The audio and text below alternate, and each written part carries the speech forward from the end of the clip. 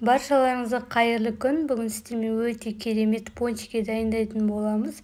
Өте керемет, оңай дайындалады. Бізге бар болған 2 зат қана қажет. Ең алдымен сгущенкамызды ыдысқа құямыз.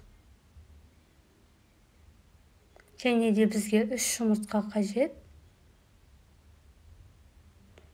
Осылай венчикпен немесе миксерлеп алсаңыздар да болады. Осылай жұмыртқамызды толықта араластырып шығамыз. Және де ұн салатын боламыз. Електен өткізіп, артық ұн қоспайсыздар. Толық рецепт описание бөліміне жазып қалдырамын. 1 қасық разъединитель қосып, тағы да барлығын толықта араластыратын боламыз. Бізде қатты емес, жұмсақ емес, тесто шығуы қажет. Тестамыз кішкене қолға жабысқыш болуы мүмкін. Осылай 3 бөлікке бөліп, видеода көрсетілген етті жайып шығасыздар. Жұқа әрі кішкентай етсеңіздер, іші толықтай пісіп, өте әдемі болып шығады. Осылай бөлгеннен кейін қолымызбен домалақтап шығамыз.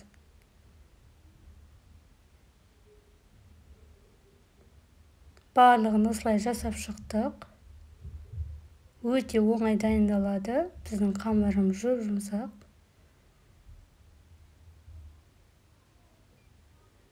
Ұн қосып, басып тастаудың қажеті жоқ, өйткені іші тығыз болып қалады. Алдын ала табамызды қыздырып, май құйып қоятын боламыз.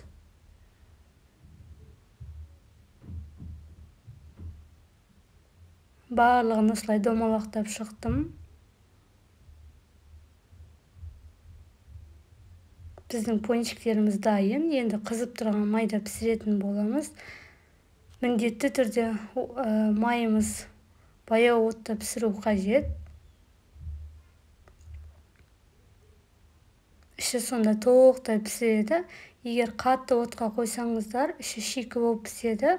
Сондықтан асықпай, баяу отта осылай қызартып, әдемі қылып пісіріңіздер.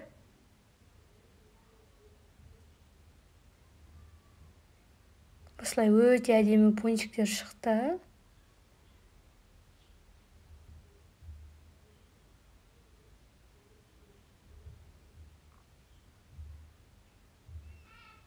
Осылай өте әдемі пончиктеріміз дайын. Видео ұнаса лайк басып, комментарий қалдырып кетіңіздер. Менің каналыма тіркелмеген болсаңыз, тіркеліп қойыңыз. Балаларыңызға жасап берсеңіздер, барлығы талас жейді. Осылай іші толықтай пісуі қажет. Баршаңызға ас болсын.